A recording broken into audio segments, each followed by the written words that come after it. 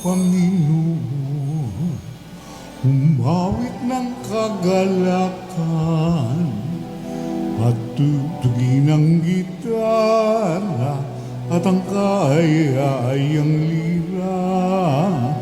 Ipaninyo ang trumpeta, kaya Panginoon dinggin, ang landas niya'y tahakin. Habang buhay ay purihin, kagandahang loob niya sa atin.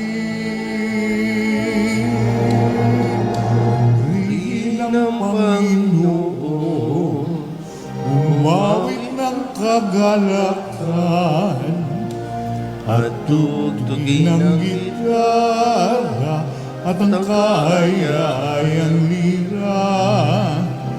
Ipan ninyo ang trumpeta, ipan ang trumpeta.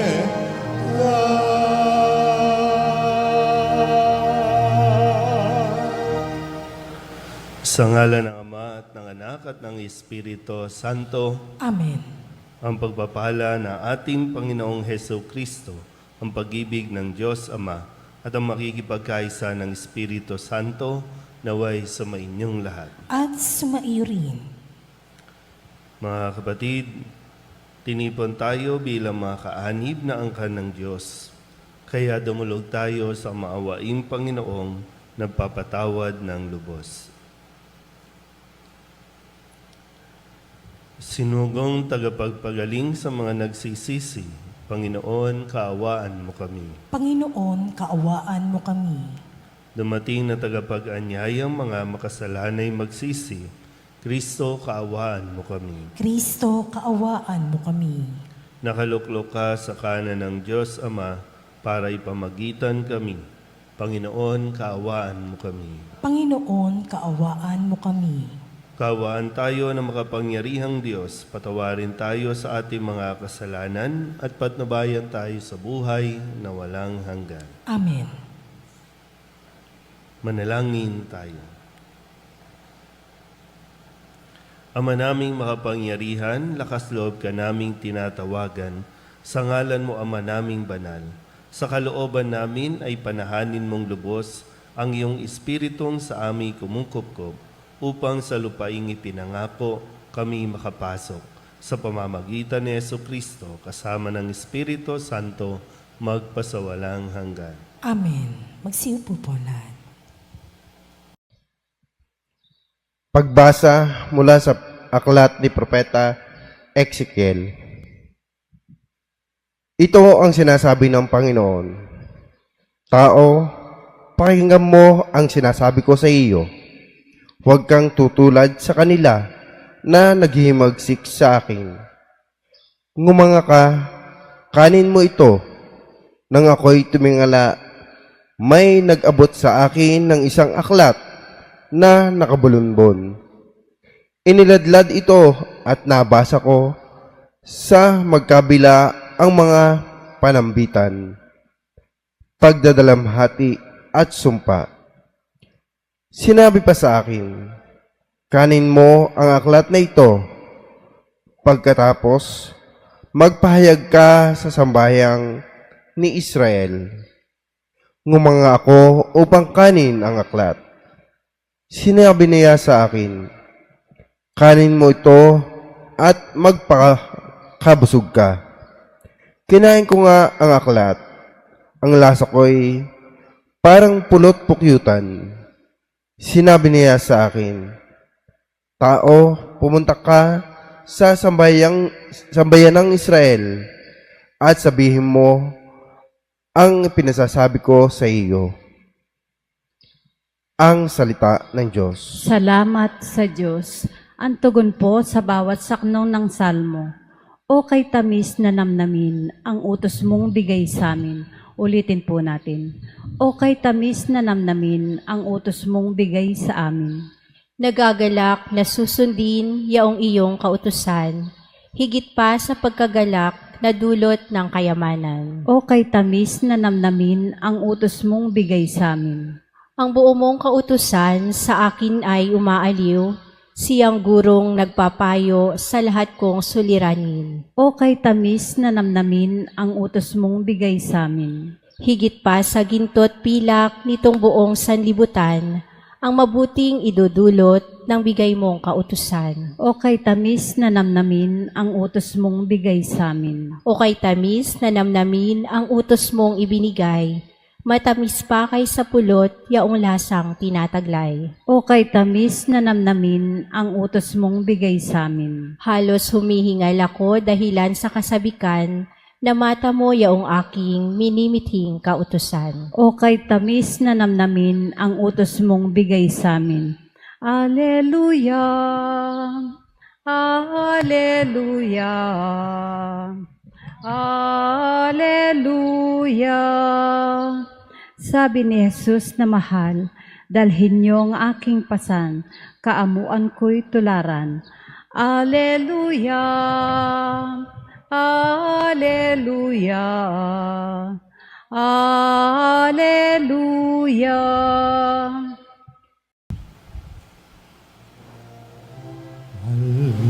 Hallelujah, hallelujah. Wikain mo po, nakikinig ako sa iyong mga salita. Hallelujah, hallelujah, hallelujah.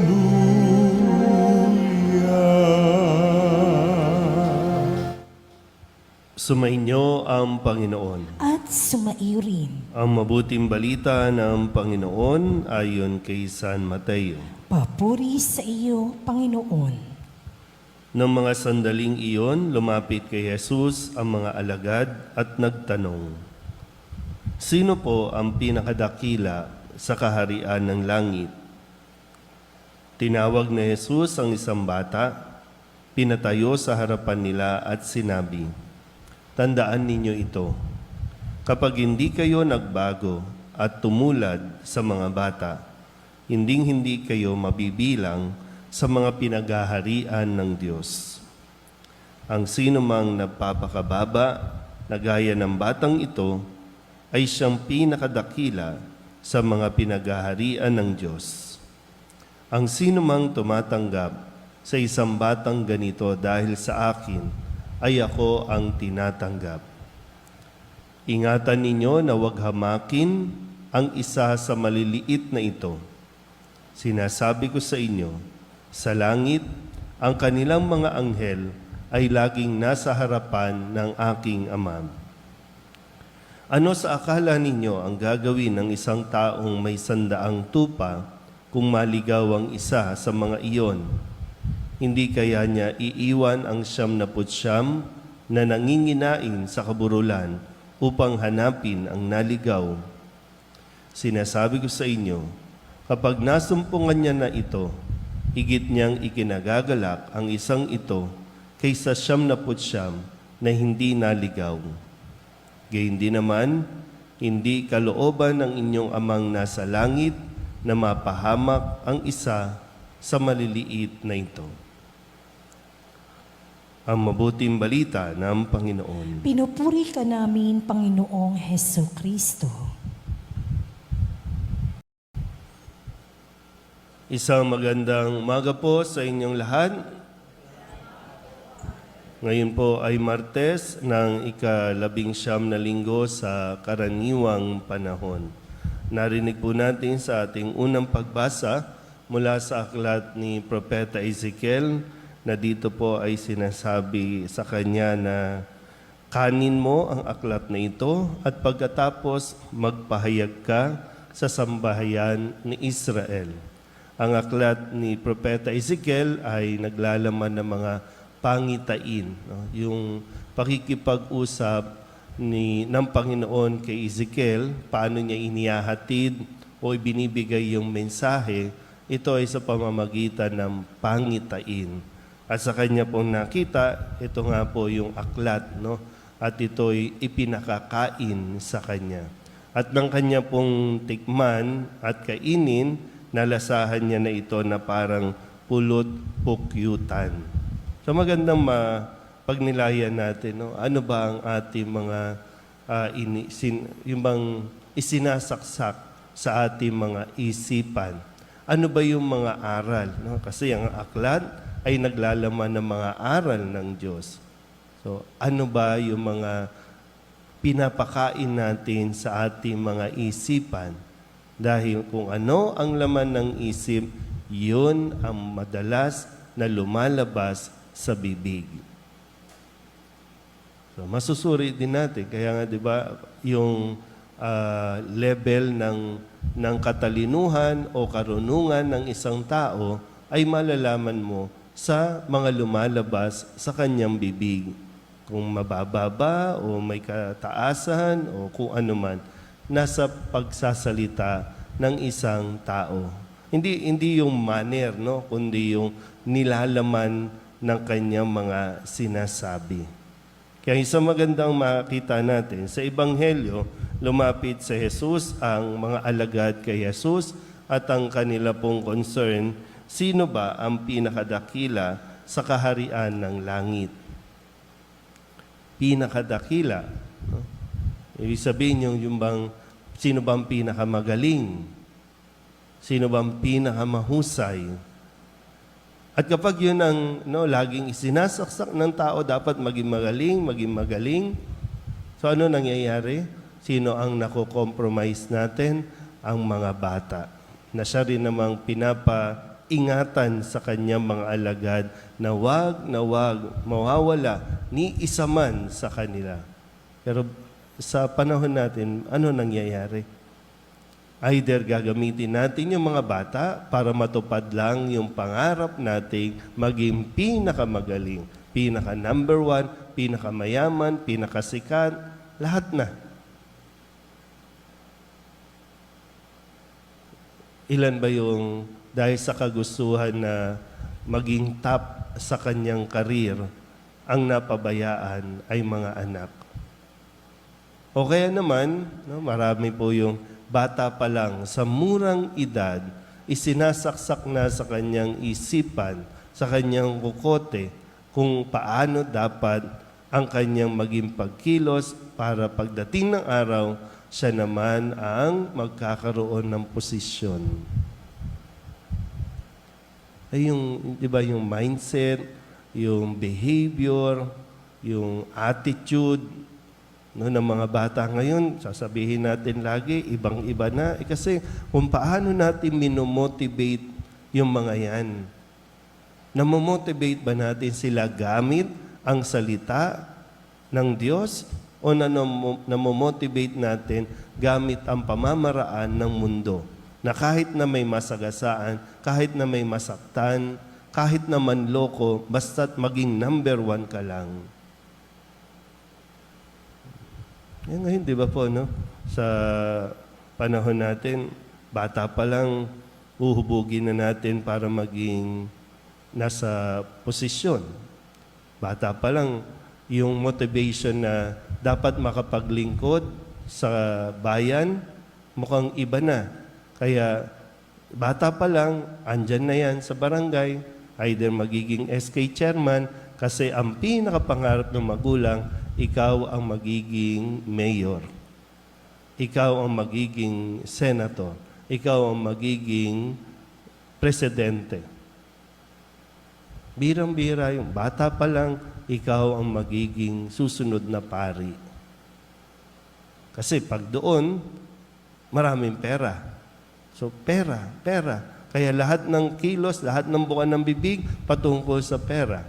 Wala yung paano makapaglingkod. Na bata pa lang, dapat inuhubog na kung paano yung magkaroon ng yung pagsasakripisyo ng sa sarili, pagbibigay, at hindi kabig ng kabig, hingi ng hingi. Kaya, nasaan ang mga bata? Naliligaw na landas. Napapariwara.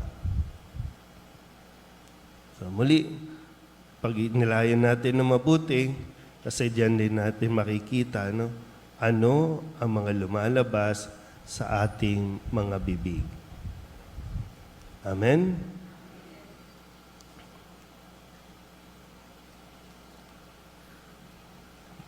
Manalangin tayo sa Ama upang gawin niya tayong karapat-dapat na maging kanyang mga minamahal na anak. Ang ating pong itutugon, Panginoon, dinggin mo ang aming panalangin. Panginoon, dinggin mo ang aming panalangin.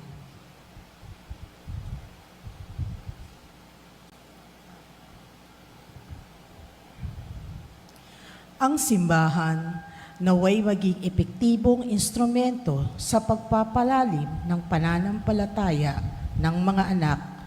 Manalangin tayo sa Panginoon. Panginoon, dinggin mo ang aming panalangin.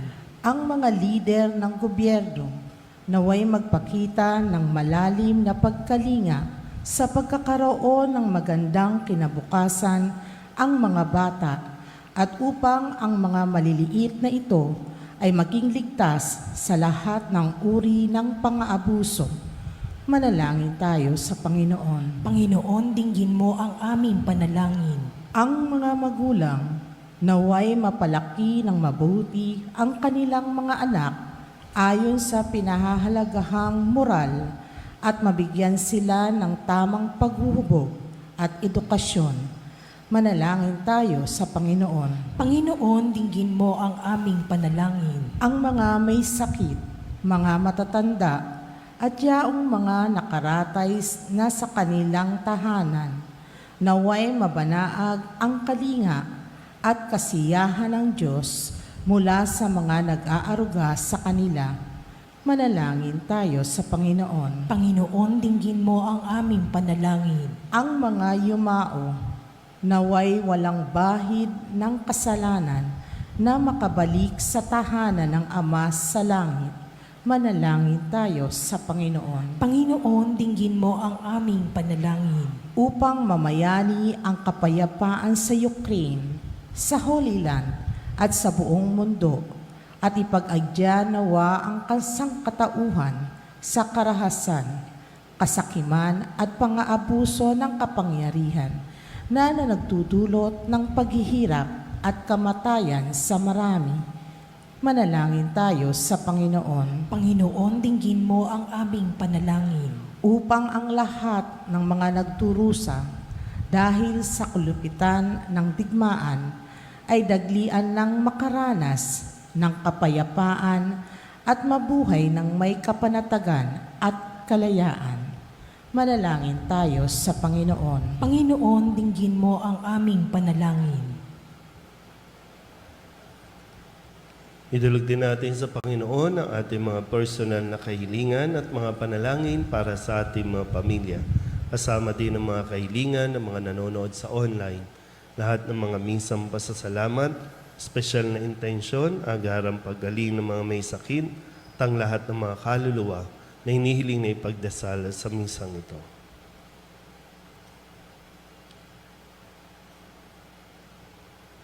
Ang lahat ng ito iniling namin sa ngalan ni Kristong aming Panginoon. Amen.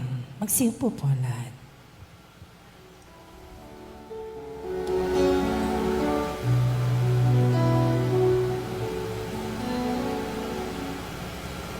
Panginoon, aming alay, itong alak at tinapay sa altar mo ilalagay,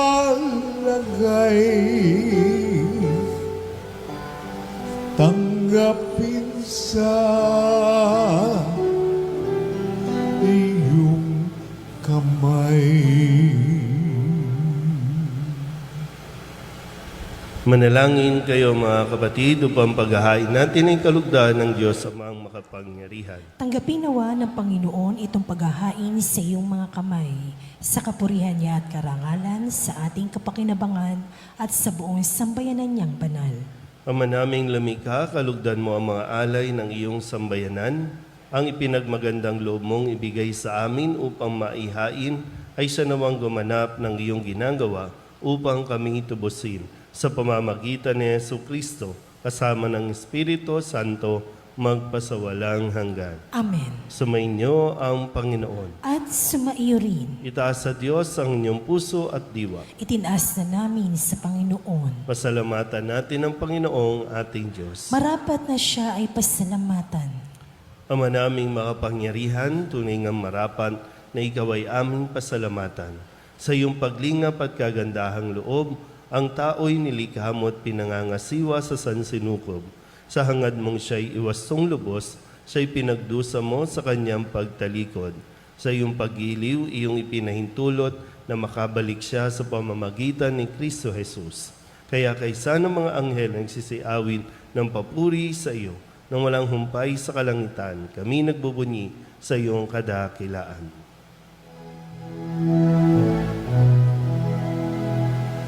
Santo, Santo, Santo, Panginoong Diyos na makapangyarihan, napupuno ang langit at lupa ng kaluwalhatian mo. Hosana sa kaitaasan, pinagpala ang naparilito sa ngalan ng Panginoon. Hosana sa kaitaasan. Ama naming banal, ikaw ang bukal ng tanang kabanalan. Kaya't sa pamamagitan ng iyong Espiritu, gawin mong banal ang kaloob na ito upang para sa aming maging katawan at dugo ng aming Panginoong Hesu Kristo. Bago niya pinagtiis ang kusang loob na maging handog, hinawakan niya ang tinapay, inasalamatan kaniya, pinaghati-hati niya iyon, iniabot sa kanyang mga alagad at sinabi, tanggapin niyong lahat ito at kanin, ito ang aking katawan na ihahandog para sa inyo.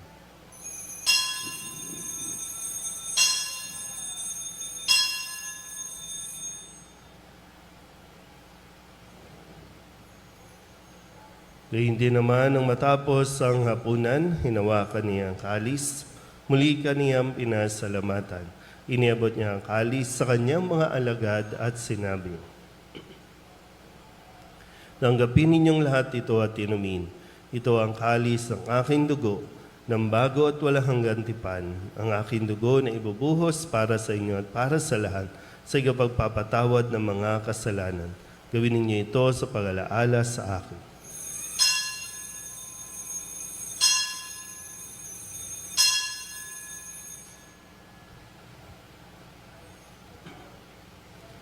Ipagbunyi natin ang misteryo ng pananampalataya. Si Kristo'y namatay, si Kristo'y nabuhay, si Kristo'y babalik sa wakas ng panahon.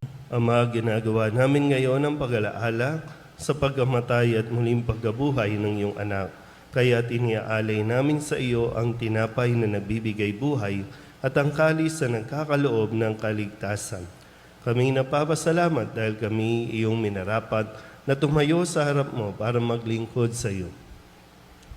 Isinasamo namin kami magsasalo-salo sa katawan at dugo ni Kristo ay mabuklod sa pagkakaisa sa pamamagitan ng Espiritu Santo. Ama, lingapin mo ang iyong simbahang laganap sa buong daigdig.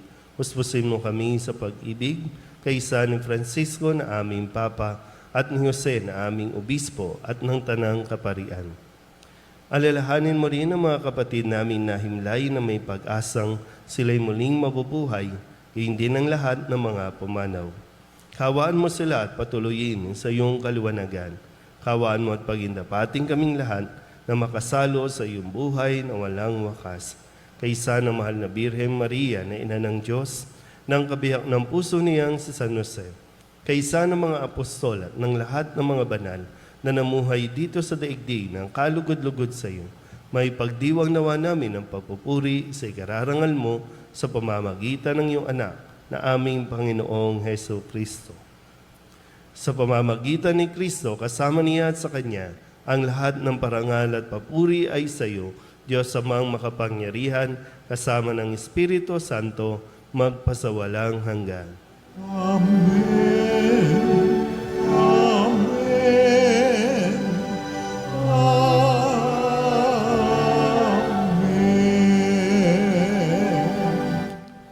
Sa tagubilin ng manakagagaling na utos at turo ni Jesus sa Panginoon natin na Diyos, ipahayag natin ang lakas loob.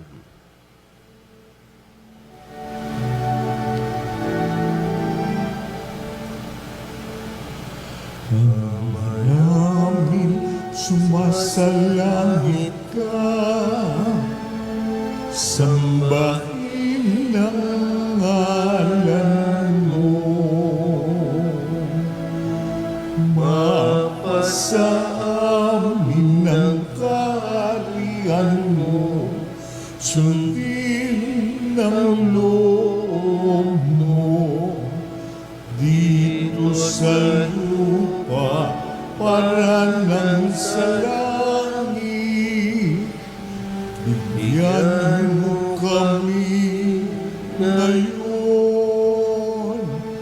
ng aming kakanin sa araw-araw at patawarin mo kami sa aming mga sala para ng pagpapatawad namin sa nagkakasala sa amin. At huwag mo kaming ipahintulot sa lukso at iadya mo kami sa lahat ng masama. Hinihiling namin kami iadya sa lahat ng masama, pagkalooban ng kapayapaan araw-araw, iligtas sa kasalanan at ilayo sa lahat ng kapahamakan. Samantalang aming pinananabikan ang dakilang araw ng pagpapahayag ng tagapagligtas naming sa Yesu Kristo. Sapagkat iyo ang kaharian at ang kapangyarihan at ang kapurihan magpakailanman. Amen.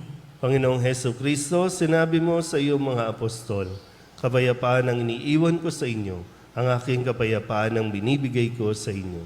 Tunghayan mo ang aming pananampalataya at huwag ang aming mga pagkakasala.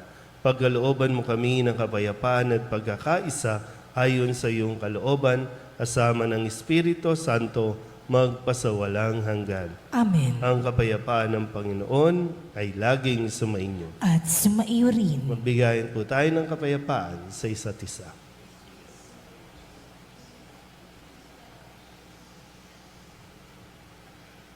Kordero ng Diyos na nag-aalis sa mga kasalanan ng sanlibutan, maawa ka sa amin. Kordero ng Diyos na nag-aalis sa mga kasalanan ng sanlibutan, maawa ka sa amin. Kordero ng Diyos na nag-aalis sa mga kasalanan ng sanlibutan, ipagkaloob sa amin ang kapayapaan. Magsilod po ang lahat. Ito ang kordero ng Diyos. Ito ang nag-aalis ang kasalanan ng sanlibutan.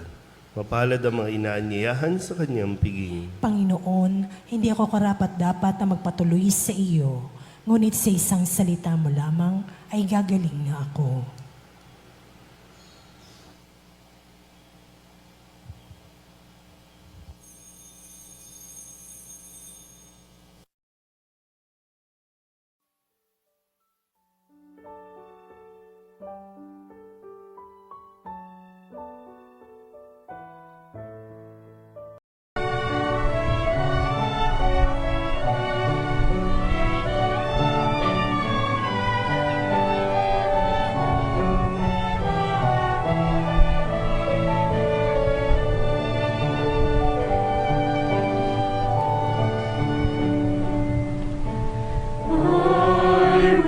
Listen to the Lord, will listen to the voice of His people, serve them with all my heart.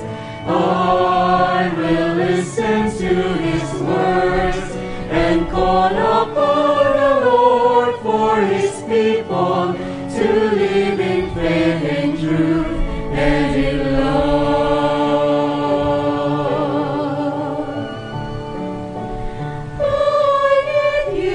My Lord, for every day that comes, for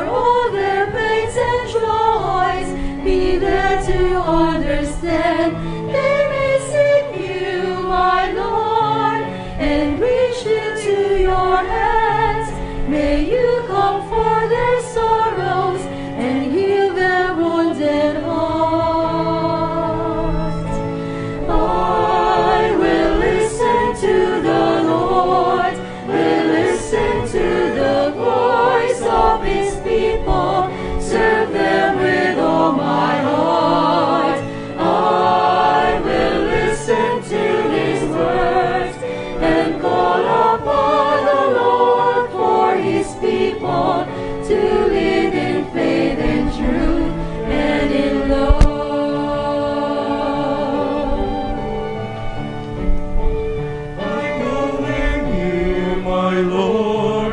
Show them your truth and love. When darkness overtakes them, your light shines from above. I will be there, my Lord, to lead at your command. Together at one table, eat them the bread of love. I will listen to the Lord, will listen to the voice of his people, serve them with all my heart. I will listen to his words and call upon the Lord for his people to live in faith and truth and in love.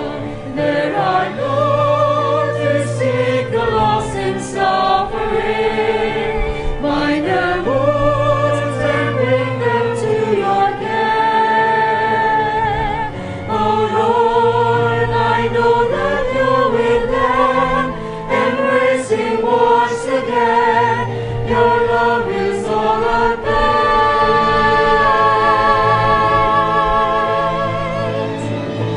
I will listen to the Lord, will listen to the voice of his people, serve them with all my heart. I will listen to his words and call upon the Lord for his people to live in faith and truth and in love.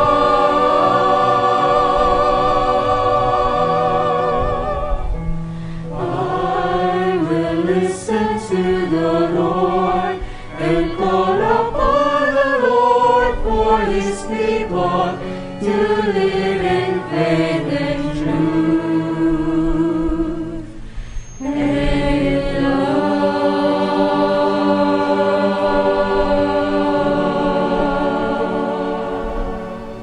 Manalangin tayo. Ama naming mapagmahal, ang pakikinabang namin sa piging na banal ay magdulot nawa sa amin ng kaligtasan at magtanghal sa amin sa luningning ng iyong katapatan sa pamamagitan ni Jesucristo kasama ng Espiritu Santo magpasawalang hanggan. Amen. Sumainyo ang Panginoon. At sumaiyo rin. At pagpalain kayo ng makapangyarihang Diyos, Ama at Anak, at Espiritu Santo. Amen. Tapos ang banal na misa, humayo tayo sa kapayapaan ni Kristo. Salamat sa Diyos. Magandang umaga po. Good morning, Father.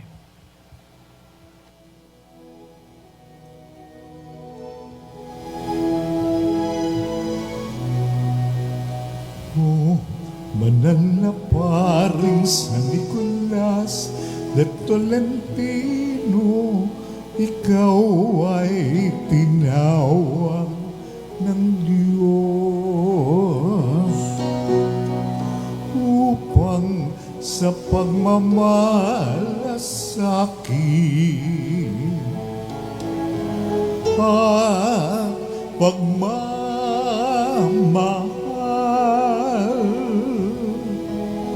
ikaw ay maging kawangis ng Panginoong Jesus. O banal na paring San Nicolas de Tolentino, ikaw ay sinugo ng Diyos upang sa mga mahihirap at